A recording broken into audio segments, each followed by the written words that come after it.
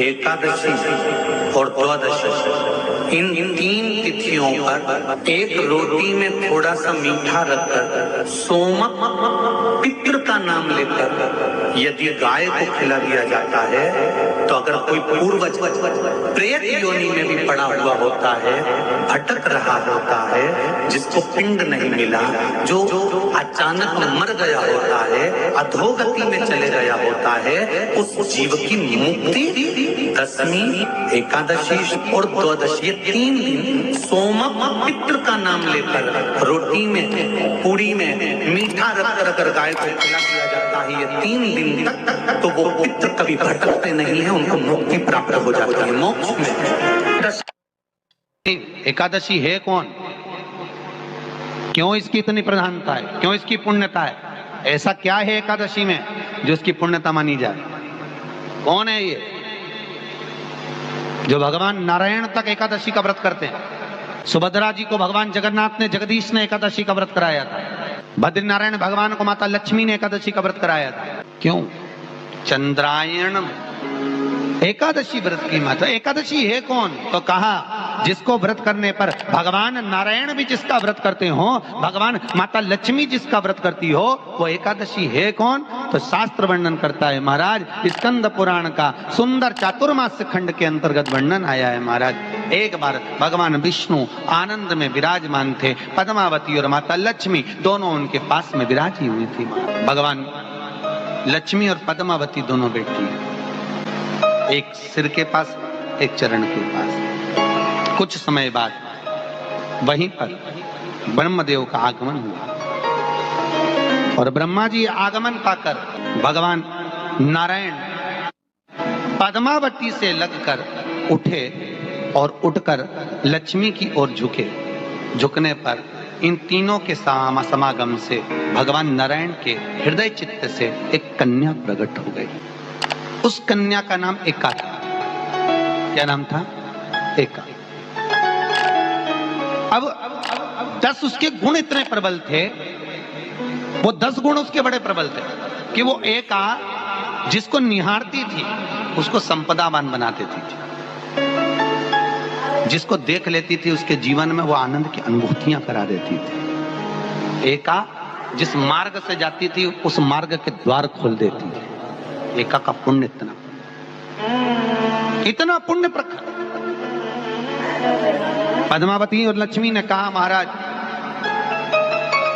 ये बेटी आपके द्वारा निर्मित हुई है, इसका कन्यादान करना चाहिए। हमारे यहाँ हिंदू धर्म में रीति है, जिस दिन कन्यादान करा जाता है उस दिन व्रत रखा जाता है।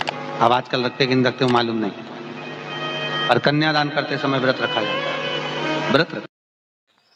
श्री एकादशी के दिन कभी कभी तुम बद्रीनाथ चले जाओ, एकादशी के दिन तुम द्वारका चले जाओ, एकादशी के दिन तुम तिरुपति चले जाओ, एकादशी के दिन तुम जगन्नाथ चले जाओ, एकादशी के दिन तुम्हारी मर्जी पड़े भगवान के किसी धाम में चले जाओ और भगवान को भोग लगाओ और उनकी थाली को झांक कर देखना, उसमें चावल जरूर मिलेगा। उसमें ऐसा नहीं है कि चावल नहीं मिलेगा। बद्री नारायण में भगवान को चावल का भोग लगा हुआ मिलेगा, द्वारका में चावल का भोग लगा हुआ मिलेगा, आपको जगन्नाथ में चावल का भोग लगा हुआ मिलेगा, तिरुपति में मिलेगा, द्वारकाधीश में मिलेगा, नाथद्वारा में मिलेगा, सांवरिया सेठ में मिलेगा, काकुरोली जी में मिलेगा। आप जहां जाओगे वहां पर एकादशी के दिन भगवान को चावल आएगा, क्योंकि भगवान के लिए परहेज नहीं है। जो काम में डूबा हुआ है, जो आसक्ति में डूबा हुआ है, जो लोभ में डूबा हुआ है, जो वासनाओं में डूबा हुआ है, जो तृष्णा में डूबा हुआ है, और जो माता के गर्भ से जन्म लिया, एकादशी के दिन चावल उसको नहीं खाना। एकादशी और द्वादशी के दिन हमारे हिंदू धर्म, हमारा शास्त्र कहता है, हमारे शास्त्र, हमारे वेद डॉक्टर वर्णन करते हैं कि पीपल के पत्ते को अगर एकादशी और द्वादशी के दिन एक तांबे के पात्र में गला कर रख दिया जाए और उस पानी का आचमन 3 बार करा जाए तो जिसकी नाड़ियां चोक भी हो जाती है, डॉक्टर बोले इसका बाईपास करना पड़ेगा, उसको केवल 3 आचमन पानी एकादशी और द्वादशी को पीपल के पत्ते का कराया जाए तो अंदर की नाड़ियां भी खुल जाती हैं।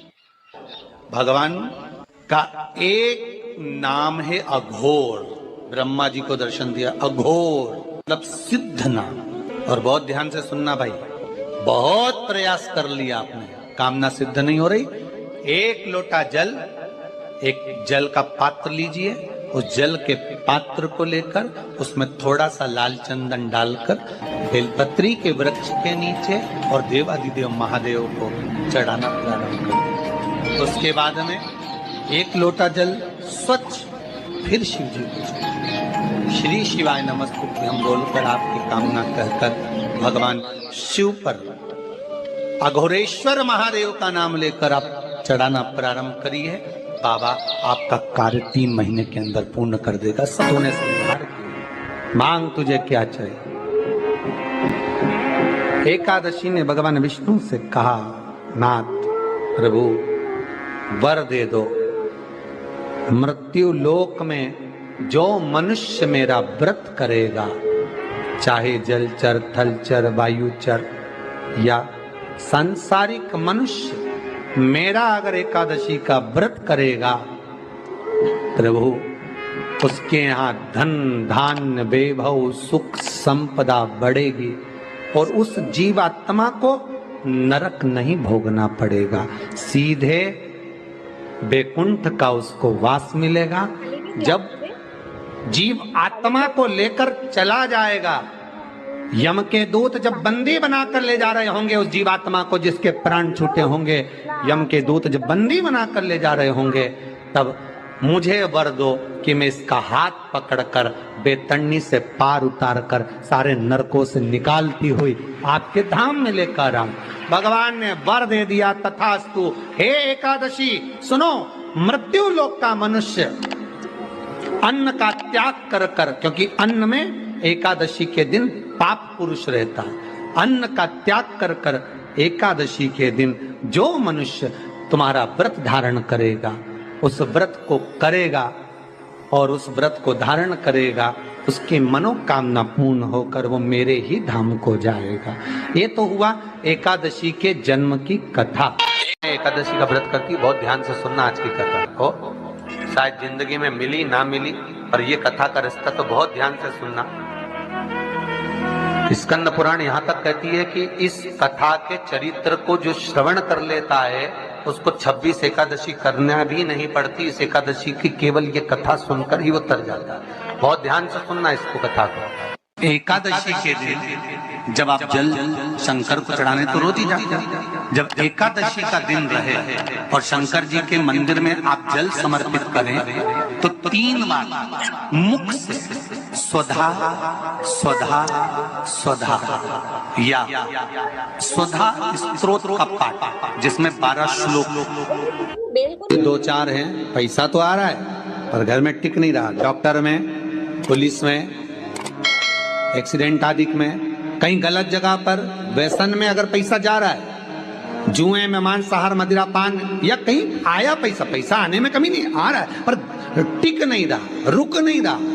कोई मांगने आ गया, दे दिया, फिर वहां से अपने पास नहीं आ रहा, अपन कह रहे हैं भैया हमारा पैसा लौटा दो, नहीं आ रहा। तो महाराज शिव महापुराण की कथा कहती है एकादशी के दिन गंगा के जल में मात्र 7 बेलपत्री डालकर जो नंदीश्वर भगवान अर्थात जो शंकर जी के शिवलिंग के सामने नंदी होता है, उस नंदी के चरण पर गंगा का जल चढ़ाकर बेलपत्री शिव पर समर्पित कर देता है, उसके घर में रुपया रुकना चालू हो जाता है। फिर वो गलत जगह पर नहीं जाता, गलत स्थान पर वो धन जाएगा ही नहीं।